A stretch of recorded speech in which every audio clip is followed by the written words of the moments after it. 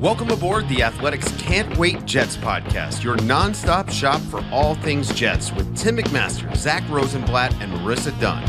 Can't wait. Welcome into Taylor Swift week on the Can't Wait podcast, because she is taking over MetLife Stadium apparently on Sunday night. She already took over MetLife Stadium for 3 days this summer. Zach was there. He'll be there again on Sunday. Welcome in to the Can't Wait podcast. Tim McMaster here, along with Zach Rosenblatt, our Jets reporter at The Athletic. Lots to get to. We'll talk about, we have a special guest to talk a little bit about Taylor and what it all means for this football team. But we're also going to talk about Nathaniel Hackett and what he had to say just moments ago. Zach was at the press conference for Hackett. We'll get into the locker room and what's going on. Is it falling apart around Robert Saleh? And we'll preview this Chiefs game on the field, not just the luxury suite, but actually what's going to happen on the football field. Thanks for joining us on YouTube or Apple, wherever you're listening. Give us a great review. It really helps us out. Give us 5 stars. The thumbs up on YouTube. All of it is helpful. All right, Zach, are you ready? Are you mentally prepared for Sunday night? Well, I currently have a cold, so I'm not prepared for anything. Not physically prepared. Jets finally beat me down. We're only in week 4. I mean, it's Sunday night football, and it could be an ugly one, so I'm not particularly thrilled for the game part of it, but it's going to be interesting seeing how many Swifties take up the Jets side of the stands, because I think Jets fans are already annoyed and not particularly eager to watch this offense play. It's already like late season last year territory. So I'm curious to see what the crowd looks like and how many of them are just going to be looking up towards the press box trying to find Taylor. Yeah, a lot, judging by what we've seen on StubHub and sorts of things. We'll get into that a little bit, but the tickets are being sold, and I assume they're being sold by people who are fed up with the Jets to people who just want to see Taylor Swift. That's what the secondary market, I think, is right now. Those are both large populations, people who are tired of the Jets and people who want to see Taylor Swift. Yeah, exactly. All right, let's get into Nathaniel Hackett today. He just finished up speaking. I didn't think. Like, we got a lot to talk about out of Robert Saleh back on Monday. I didn't expect we'd get a lot from Nathaniel Hackett, and I guess I wasn't disappointed, right? But you were there, and he brought up the same thing, right? Which is, we don't get enough plays to get everybody in the game, which I just, like, whose fault is that? Yeah, it doesn't make it. I think they had something like 60-something plays last week. Like, it's a pretty good amount of plays. And even his, like, the question was initially about Jeremy Ruckert and then a follow-up about McCole Hardman, which are the two, like, sticking points with the fan base right now. And he was like, we're not getting to enough third downs, and so our plans have had to change. Well, maybe put these guys in a first down. I don't know. It's confounding, and I don't really get the play. I've never heard a coach use play number as an excuse for not playing talented players. And ultimately with Hardman in particular, like, at a certain point, we have to stop listening to what they're saying, and they're kind of telling us what they feel about this guy by not playing him at all when they obviously could play him. So maybe this means he's struggled with the playbook. I don't know. Or maybe for whatever reason, they don't think he's a good fit, but he's the fastest guy on the offense, and they have not played him at all. And Randall Cobb's not doing anything for this offense. I think he has 1 catch through 3 games. Almost caught that Hail Mary. Almost caught the Hail Mary, but didn't. And yeah, so manufacture, even if it's Xavier Gipson, like we mentioned, Saleh kind of mentioned he needs to get more opportunities yesterday, but he said that about Ruckert last week, and then he had 1 snap. So, yeah, I don't really get the reasoning, and it seems like this is kind of going to be the rodeo we go through every week when they're struggling. But, Hackett did what Saleh did the other day with the Zach Wilson thing, kind of deflected any criticism and saying everybody else has to be better. And it's a lot of the same stuff. And, I asked him about the sideline blow-ups, which have become a big topic of conversation, including by Aaron Rodgers. And he spun it as like a positive thing because it means everybody's passionate and he wants everybody to be frustrated when things aren't going well and stuff like that. You walk out of his press conferences, you would think everything was great. So I disagree with a lot of his messaging, I would say. But yeah, I don't feel any more optimistic that they're going to get this figured out on Sunday. And if they don't, then things could get ugly pretty quick. So, because the schedule's right here, not getting any easier. We talked about it way back when the schedule came out, that this first 6 weeks was going to be brutal. And we're certainly feeling it right now. All right, we're going to get more into that game for sure as the show goes along, but we wanted to welcome in James Kratch first. James, managing editor for Elite Sports New York, former Giants and Rutgers beat writer for NJ.com, where he worked alongside Zach. More importantly, though, the person who got Zach tickets to Taylor Swift this summer. James, thanks for coming on. Of course. Thank you for having me. So I guess first, we see Taylor behind you. So yes, my wedding, Zach was there. The photo booth, it was one of the props. I dug it out of the closet this morning for this momentous occasion. I think it's good that you made it clear there that it's not always over your shoulder. No, it's not always over my shoulder. But when the two most powerful forces in American life collide like this, Taylor 1, the NFL 2, you gotta spice it up a little bit.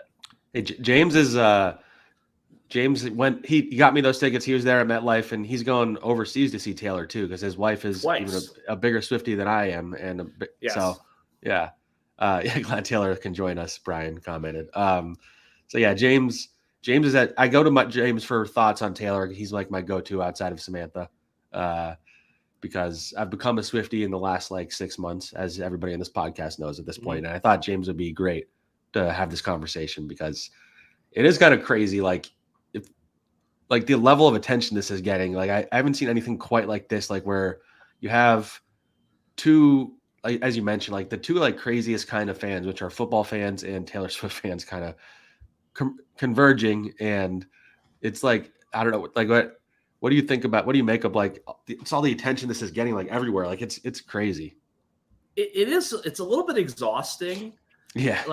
I was thinking about okay, many times in the history of civilization have two objectively attractive, rich, famous people entered some sort of relationship, and the world's kept rolling.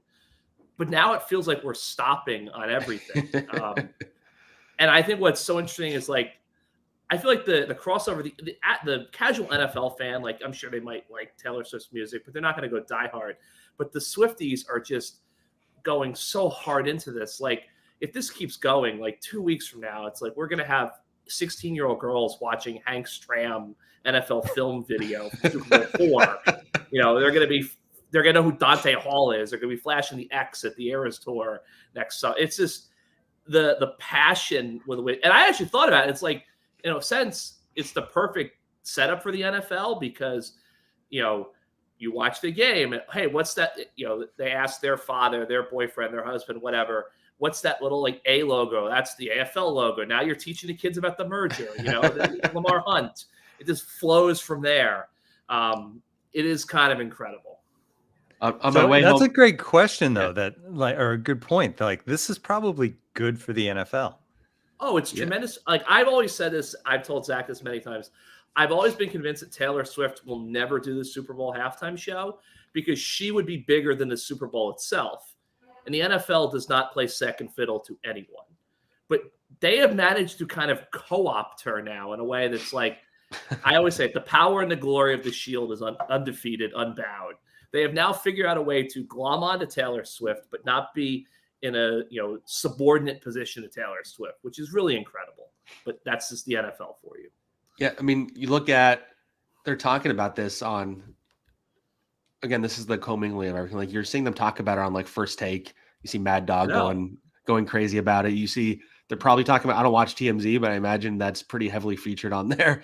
It's these two worlds are colliding. Aaron Rodgers would be maybe the best example of someone who or even Tom Brady, I guess, to a degree, but Aaron Rodgers even more, because he's dated other celebrities, where he kind of did that, but not to people who are fans of Shailene Woodley were not watching football. I remember talking to somebody who doesn't follow football, telling them about how I was really busy because Aaron Rodgers was coming to the Jets. And I asked, do you know who Aaron Rodgers is? She's like, I'm like, he was with Shailene Woodley. She's like, oh, okay, I know who that is. It wasn't people, none of these people knew who Travis Kelce was before. Now it seems like they're learning.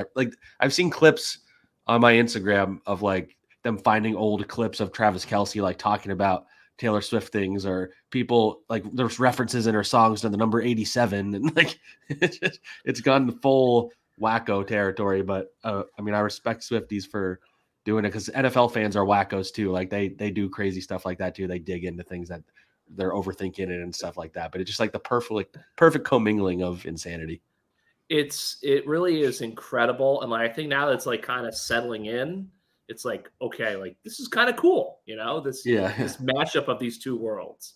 Yeah, I literally on my drive home from the game the other day, I was on the phone with Samantha, and she asked me to give her an education on Travis Kelce. So I had actually recently just watched the Kelce documentary, so I knew even more. So I was just going through like the life story of his that I knew, and I was educating her on that. And it was funny listening to their podcast, which they didn't even talk about the Taylor stuff for like 35 minutes into it.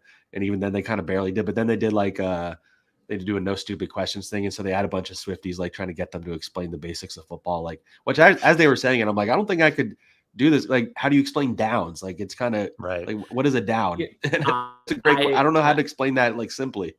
I have, my wife is not a big sports fan, not a big football fan.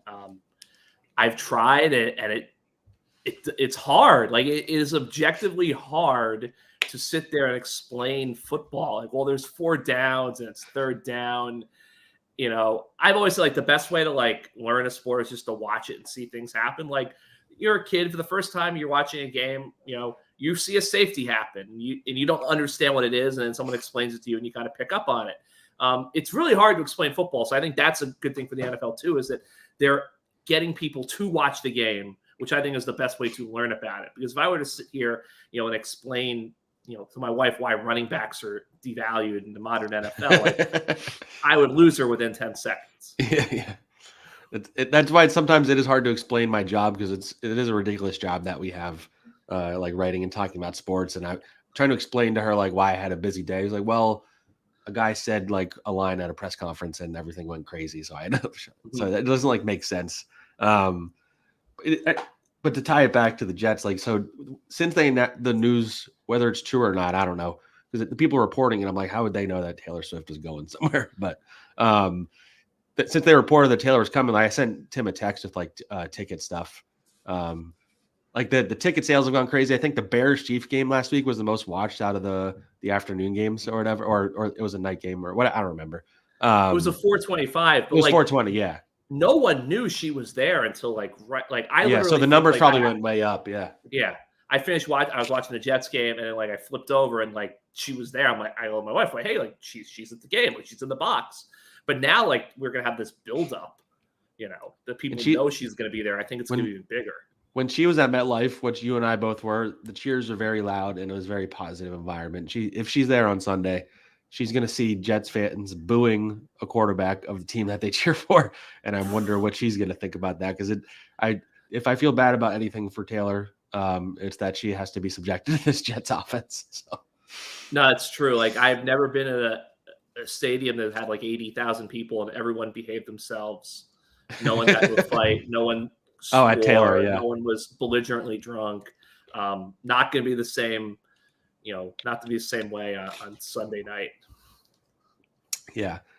All right. We can transition a little bit from this. So I wanted to get your thoughts, James, because you do a great job of like observing like the media landscape around here and radio shows and Francesa and all that stuff. And like the way the Jets have been covered, especially this year since Rodgers went down, and like the amount that like the dumping on Zach Wilson, I feel like I've never seen quite anything like it. You see Joe Namath, you have Joe Meningo getting Tiki so mad that Tiki walks off the set.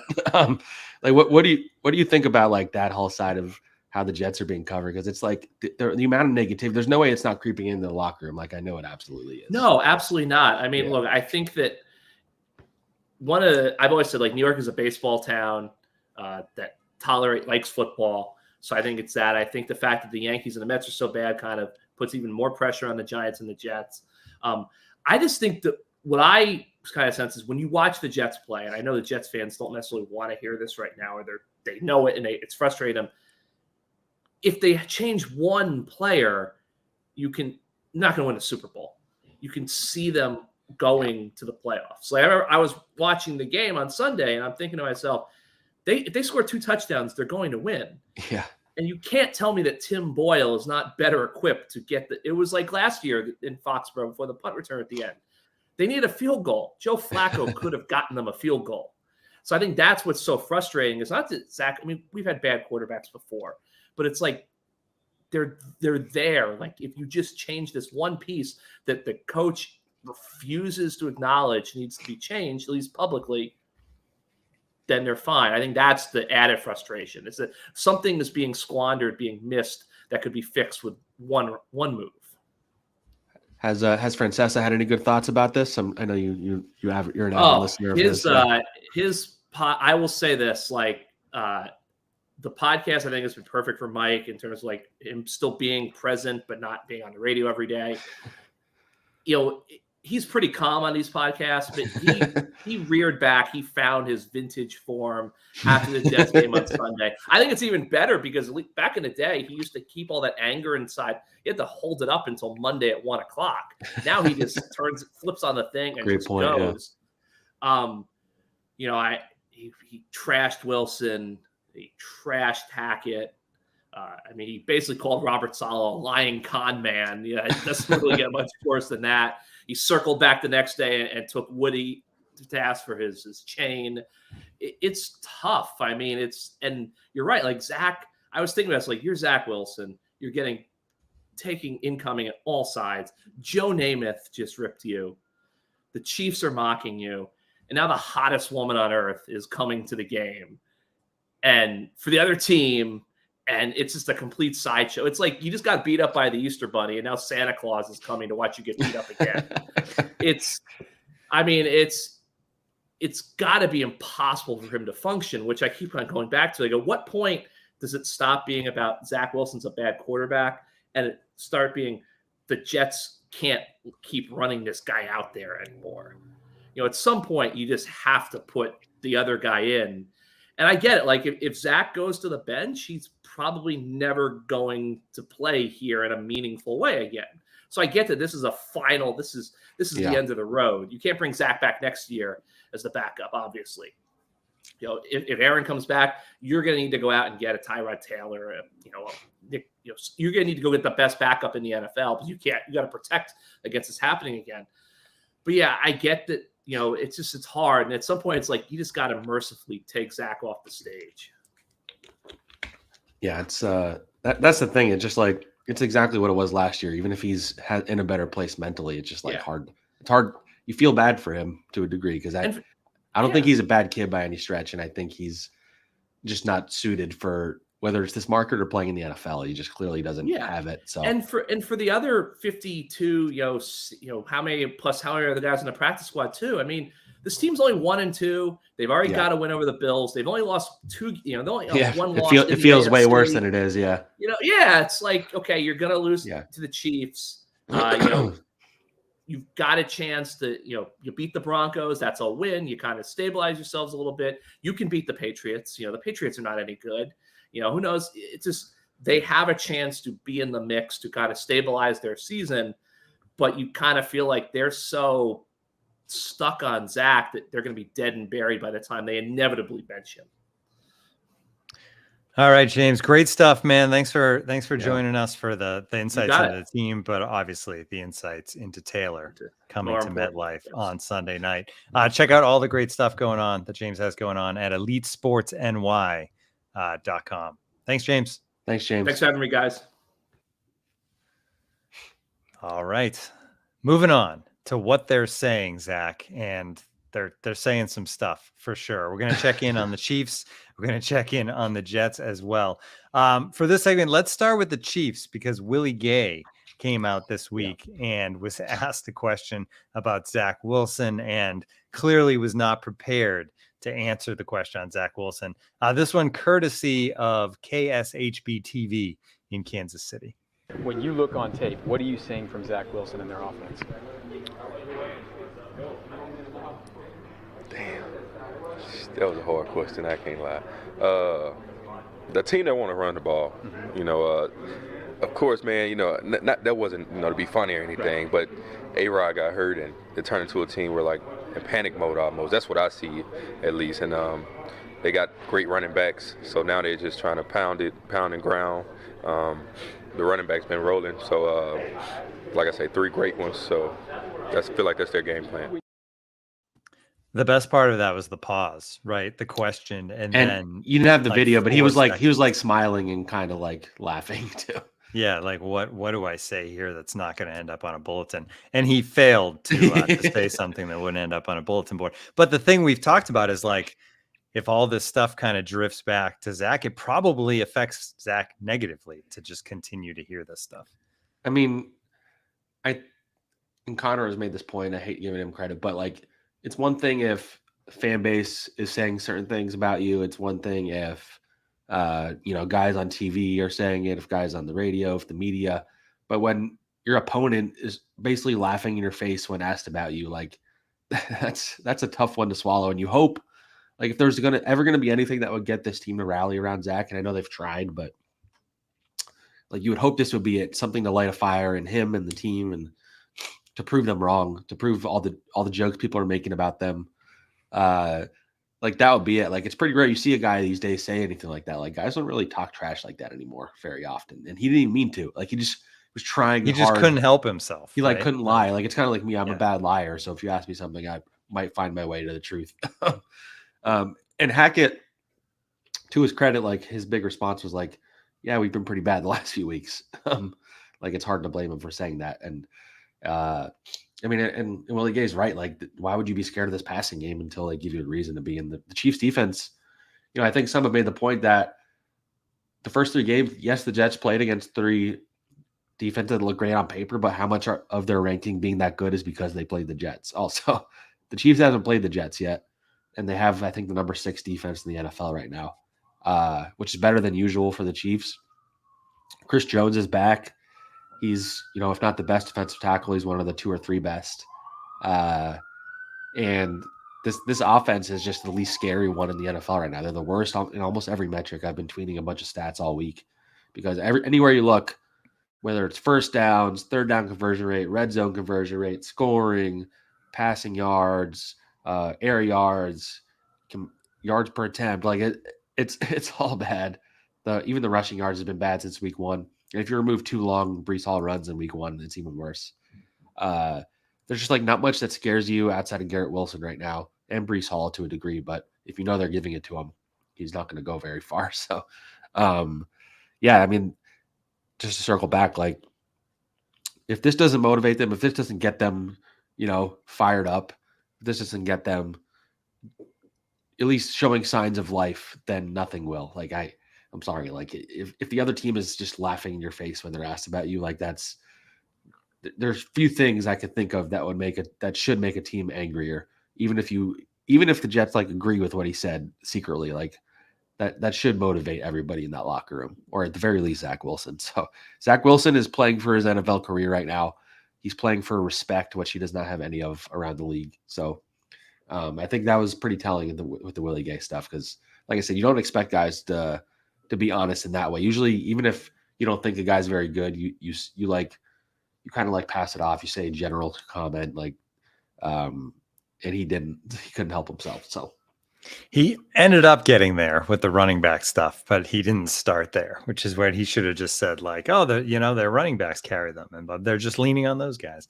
But you make a good point. Like it's one thing like within the locker room, guys grumbling about Zach, but like when an outsider says something, that should still kind of hit home and motivate you.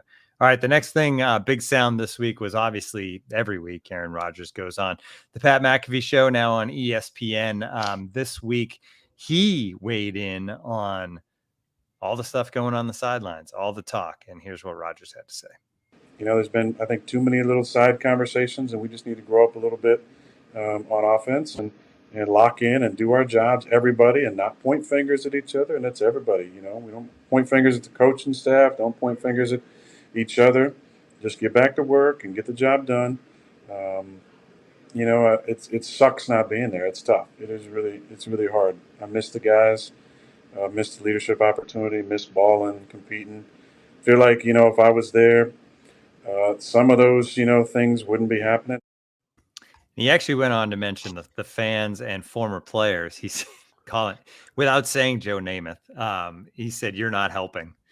Which I thought was actually the best part of the interview, was that he actually like threw that in, kind of went out of his way to get that shot in on it as well. But I mean, the team reacted, Saleh reacted, some of the players reacted, and basically said, yeah, he's right.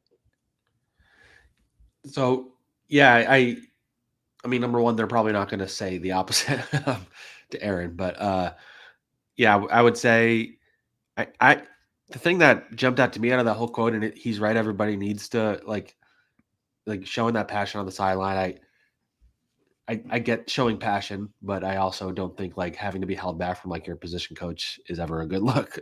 So, but the part to me that I thought was the most, I don't know if damning is the right word, was the part where he said, if I was there, this wouldn't be happening. Like that shouldn't be on like a player to be like that. I feel like that he didn't mean it this way, but that to me felt like the coaching staff couldn't handle this like I could kind of thing. And I'm not even He saying that said, in a if I negative was way from his there, perspective. He's probably if I right. was there. Yeah, right. He said, They if I was respect there, I him. hope we'd be 3-0. He has but more maybe respect in not. this building than anybody in this building, like player, coach, and so I get that. But it's just a sign that this coaching staff and these players, they do need to do some growing up. That they need to get everybody flowing in the right direction, because this really does feel like, and we're gonna get into this because there's some other stuff to discuss, but it does feel like we're a couple of blow-ups away from this really becoming unhinged. And we're only in week 4, and obviously things can change really fast. If they go out and play well on Sunday, everybody will feel good again. If they go out and beat the Broncos, everybody will feel good again.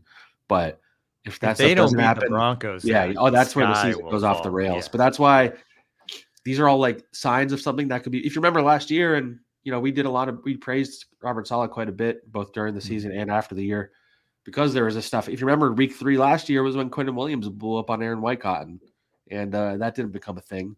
And they were 1-2, just like they were 1-2. So it's similar. Zach Wilson was coming back in week 4 when that happened, so a little bit different. But and you look at Elijah Moore trade request, what I wrote about, all the unrest that was in the locker room about Zach and the Patriots game and the things he said, his comments, how mad defensive players were at him. All of that could have fractured a locker room, and even though they collapsed at the end, I didn't get the sense that it fractured. They have to do it all over again. Can Robert Saleh cover up all the holes that are coming up? Like I don't know, but yeah, I just think those are all bad signs. But I think everybody needs to do a better job, mainly on offense, and this group needs to be flowing in the direction. And I get the frustration, because I think, again, guys are frustrated with Zach Wilson at quarterback, even if they know that they don't really have a better option necessarily. You could argue Tim Boyle or Trevor Siemian couldn't be worse, but I get the frustration. But it's week 3, or it was week 3, and this is going to be a very long season for everybody involved if they don't just at least try to get everybody on the same page, even if you don't like or agree with Zach. Like they need to handle this better, I would say. And I think that's fair to say. Yeah, and that's what Rich Cimini had the report this week, that it could potentially implode soon, and a big reason for it was Saleh's support of Zach Wilson, basically. Yeah. And I think it's interesting what you just said. Like, we praised him last year for keeping this locker room together. The thing is, like, you go through a whole season where your quarterback struggles, and you just say the things to keep everybody on the same page, and you back him up, and you do all those things. But then, like you said, if you're going through that a second year and you're giving the same defense of him, that's when the problems arise, I think, because that's when the guys are like, wait, we already did this and we were on your side and we stuck together. So, like, what are you going to do for us now? And I think if you're a player, your thought is, what you can do for us right now is get a new quarterback. Yeah, and I think he runs the risk of, the words sounding hollow when he says them, because he can say it's contacts or whatever, but they benched Zach twice last year and they wouldn't play him in the last week against the Dolphins, even though the game didn't matter. And now he's playing as bad as he did last year. And Saleh's, the other day he was spinning it quite a bit to make it seem like Zach was doing fine, and it's pretty clear that he's not. Like, he went too far in the other direction. I don't think the locker room has fractured yet. Do I think it can in the future? Absolutely, because you can't have, on one hand, and this goes back to what we talked about the other day, you can't on one hand say you're holding everybody to a standard that they need to perform in order to play or without being pushed, and then go out and see what Zach did and then not even acknowledge that he didn't play well. Zach Saleh did kind of finally say yesterday that we all know Zach needs to play better. That's the most he said. And he's never going to go out there and trash a player at the podium. But ultimately, like, the locker room hears what he says, and you know that they hear what these guys say at the podium because the Zach Wilson comments were a big issue last year. So,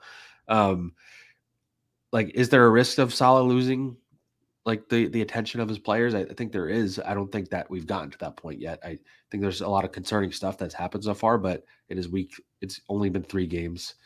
And, you know, maybe Zach Wilson struggles again. They bring in Tim Boyle. He plays well, and then everybody's happy again. Like, that's kind of what happened with Mike White last year.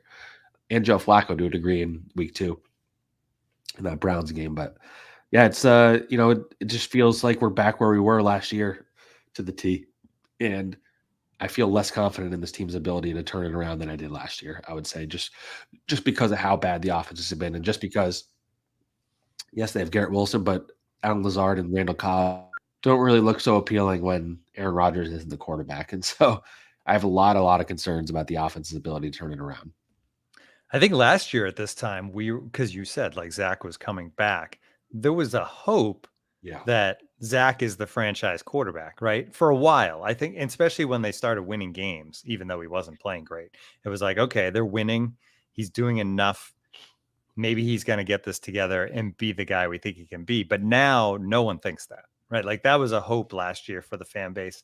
No one thinks that now. Now I think it's understood by everyone in the league that this guy's not going to be what you need him to be. And that's where, man, it gets frustrating. All right, let's do some matchups for the Chiefs game on Sunday night. The first one, which we won't get into, is probably like Taylor Swift versus the paparazzi. But we won't. Seriously. we won't. Yeah, we were talking with James before he came on, just to like about. So there's gonna be photographers probably following her apartment in New York. They're gonna be at every entrance at MetLife. Like, it's gonna be insane. That's the part of this whole thing that's, like, to me, it's just kind of disgusting. Let people live their lives. Yes, they're famous, they're rich, whatever. Like, anyway, to the football. I don't want to spend much time on that. We've actually only gotten 1 or 2 comments in the comments today about being angry at us. Yeah, not too many. So hey, whatever. I guess that means that either people that listen to the show know what they're getting, I guess, right? I mean, how much are people really interested in us saying how bad the offense is every day? You know, good point. We need to find variation. And Taylor has given that. All right, matchups. I have 3 of them for you. First up, D-line for the Jets against Patrick Mahomes. Obviously, this defensive line is tremendous, has done a great job getting to quarterbacks. But Patrick Mahomes is a different quarterback to get to, right? Between the quick release, the mobility, all of that. Like, what's the approach to make sure they're still able to get to a guy of his caliber? I mean, that's the only way to beat Patrick Mahomes is to hit him, because he's so good, no matter, even getting pressured. Like, I mean, he's probably the most talented quarterback to ever play the sport. Like, he just pure talent, and his ability to just do insane things, whatever it is, no look, kind of just tossing it to a guy. Like, he does things that, like, hopefully I'll be able to focus on him when he's on offense, because sometimes, you know, things get crazy and you have to start writing and you miss some stuff that happens. Like, I want to be able to watch Patrick Mahomes live. I did see a game in Kansas City a couple years ago, and I covered the Giants. There's not, even if you are pressuring him, it's almost not enough sometimes. So, but you just have to, they have to pressure and make it hard. And on the back end, they need to all be doing their job, because I don't think their receivers are good outside of Travis Kelce. So you put all your attention on Travis, and you force their receivers to make mistakes. Kadarius Toney, they have a bunch of young guys out there. Marquez Valdez Scantling. They don't scare you outside of Travis Kelce. None of them do. So they need to get pressure on Patrick Mahomes, and need to stop the Chiefs running game. Otherwise, they're going to control the clock like the Cowboys did. But yeah, I mean, ultimately, Patrick Mahomes and Kelce are the only things you really got to worry about. And if you don't stop Travis Kelce, and you don't prevent Patrick Mahomes from doing something crazy or finding a deep ball down the field with a guy wide open or whatever it is, like, they can't have the miscommunications on the back end, because he will eat them alive. And that's the biggest concern you have defense wise, like staying on their assignments, the middle of the field, like the linebackers in coverage, who they put on Travis Kelce. I'm sure Sauce will get some snaps against him, but Chiefs also move him around the formation a lot, so he's not going to be on that side at all times. But yeah, so that, and I noticed that Patrick Mahomes in a press conference kind of shouted out DJ Reed, because I guess DJ Reed got a pick 6 against him in college, and so he kind of hyped up DJ. So maybe it'll be a big game for DJ too. Just, they haven't had interceptions at corner yet. I think DJ and Sauce are due, and Mahomes is a hard one to intercept, but these receivers are prone to drop, so everybody being minding their P's and Q's and whatnot, like maybe there's a turnover to be had, and the Jets have no chance at keeping this close if they don't force a turnover, unfortunately. Yeah, I mean, I guess that's true a lot of times, but almost force points, right? Like beyond the turnover, it almost seems like if you get a turnover at midfield, the way this offense is playing, you're just delaying, right? You're just slowing down the Chiefs. You almost need like the pick 6 or the fumble run back, or at least to turn them over at the 20, so you're getting direct points out of it. Yeah, the Jets. By the way, the Jets do need to get sacks. Like, they didn't get any sacks with the D-line last week, as Dan Botter just pointed out. I should say the D-line does need to get home, and that'll be a big part of this for sure.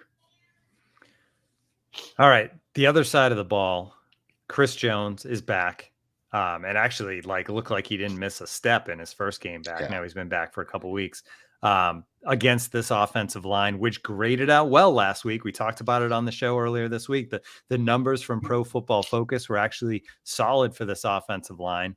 Jones is a little different than the last 2 big pass rushers they faced, but just talk about how that goes down on Sunday.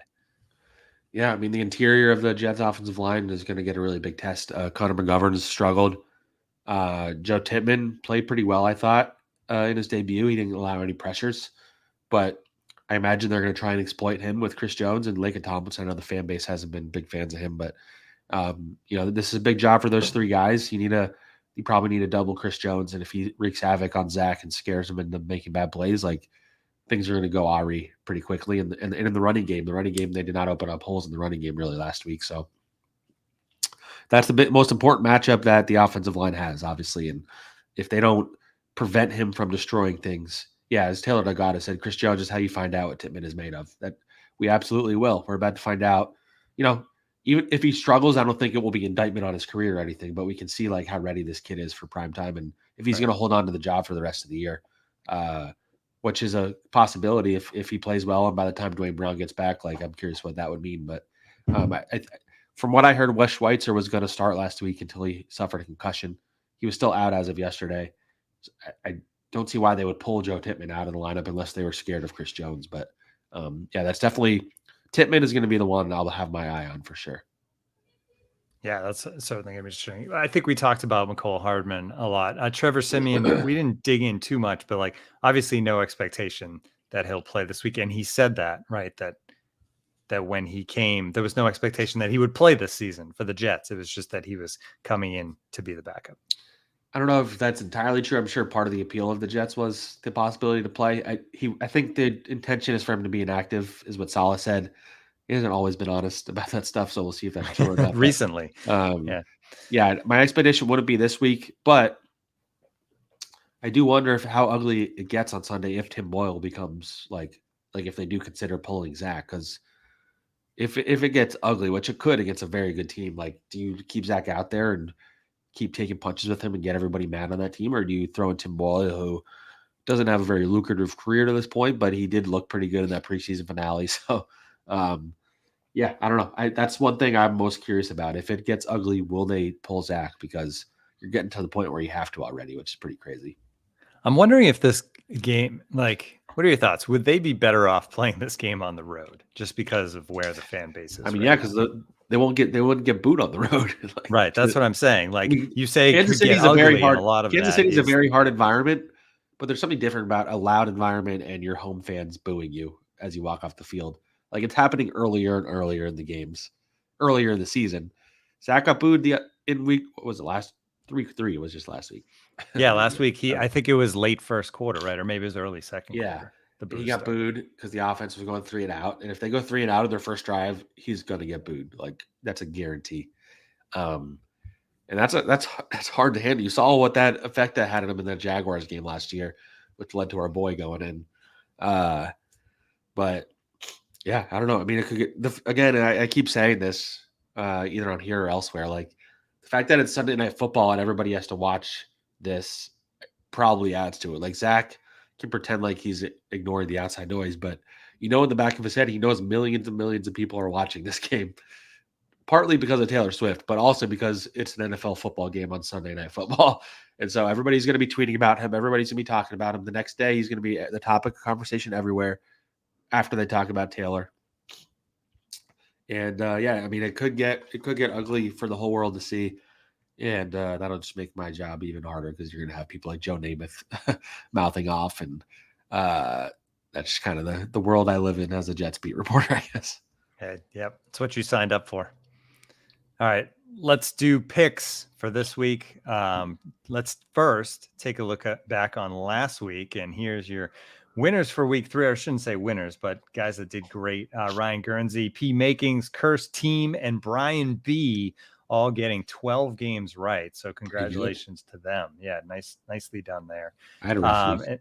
If we go to the overall standings, leaders are at 20 correct for the week. So Space Cadet, Jim D75, Reaper, P Makings, and NY Impact 414, all with 20 total points.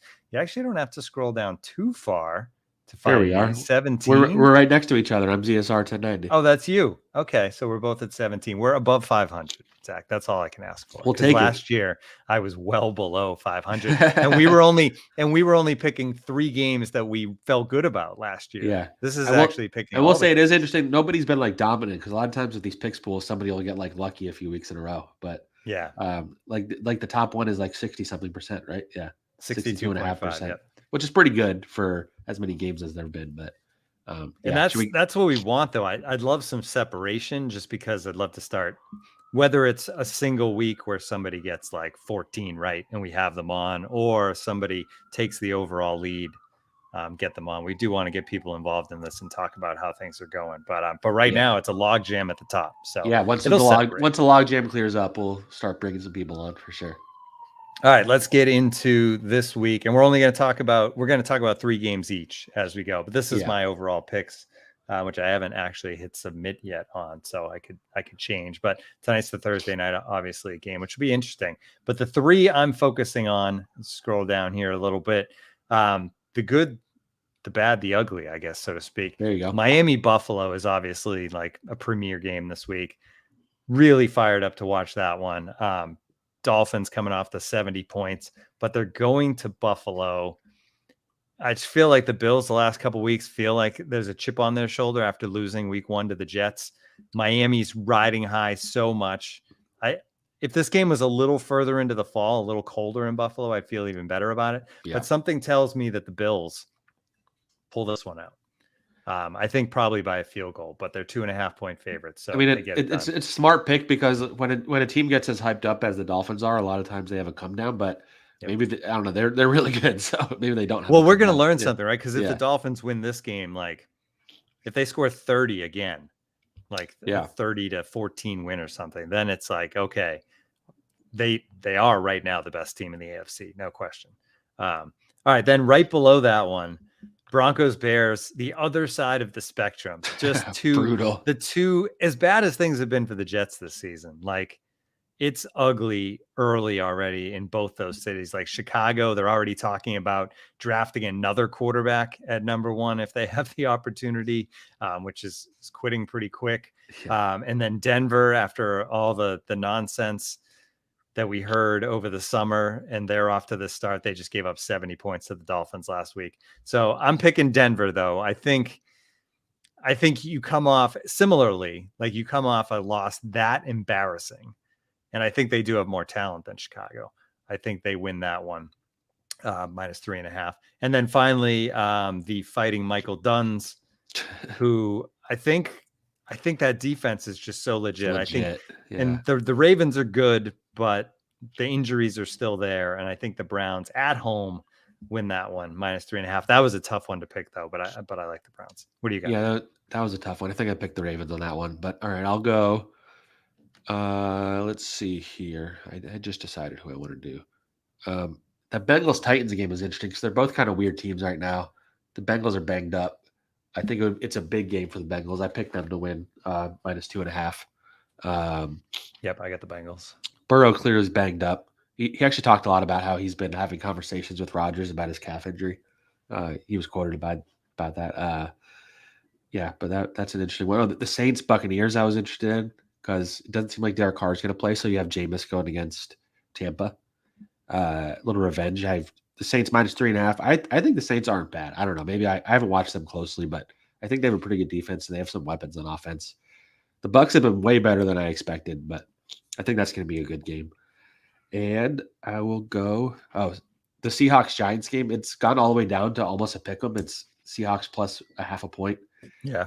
I don't think the Giants are very good personally.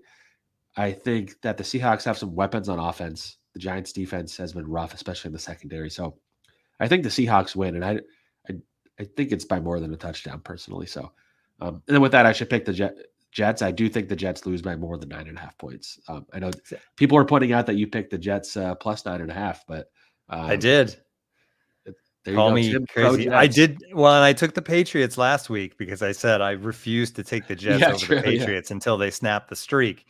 And they did not snap the streak. I actually thought they might, but they didn't. But that being said, I don't know. That pick is fully 100% on the Jets defense. Like I have no expectations that the offense is going to move the ball. So basically I'm hoping for like 17-10 Chiefs. I mean, you can count that as almost we don't do moral victories, I guess, around here, but we do moral victories on this podcast, though. Yeah, we're allowed to. The team can't do it, but we can. All right, yeah. So that's I don't know. That's probably a dumb pick, but I feel like even the chat is expecting the Chiefs to win by more than 9.5, and that's filled with Jets fans. So whatever. All right, what else before we say goodbye? Just enjoy this moment. Taylor Swift will be in the same building as her. I hear Diana Rossini is going to be at the game on Sunday as well, and I'm sure because she's great at this, she'll find a way to talk to Taylor or something because she's so good at her job. But in that case, we'll have to bring Diana back on. You're putting a lot of pressure on Diana. Yeah, I know. Sorry, Diana. But yeah, I don't know. I just those night games, especially if they're a bad game, it's like always so brutal. Especially for fans, fans going on a Sunday night, like you just feel for them. I'm curious what the crowd looks like. I hope it's a good crowd, though I understand if fans don't want to watch the Jets in this game. But I just want a competitive game personally, and I'm just very curious to see at what point we start hearing Tim Boyle chants because we didn't hear them last week. We're at a different level now than last week. I think they've taken the next step. I think 1 3 and out to start. Like if they don't get a first down on their first possession, I think it starts right then. Do you think we hear Taylor chants on Sunday? If they gobble up enough tickets, right? I think that. So this is though, if there's Taylor chants, I think they'll be drowned out because I think the fans that are there to see the Jets don't want any part of that. So I think if you hear like Taylor, suddenly it's going to be like the other whatever 50,000. There hasn't been any brawls yet in MetLife, but maybe there will be if that happens. Don't be nice to Swifties, everyone. Be nice to Swifties. Yeah, definitely be nice to them. I might even think the opposite. Like if somebody tries disrespecting Taylor, they might react in a certain way. By the way, Diana, I see. You're saying the Swifties will be the the aggressors. Potentially is all I'm saying. But it's funny. Diana just texted me about something separate as we were talking, so her ears were tingling. Yeah.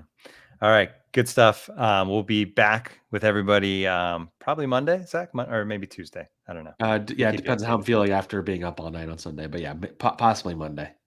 All right. We'll talk to everybody there. Thanks for joining the Can't Wait podcast.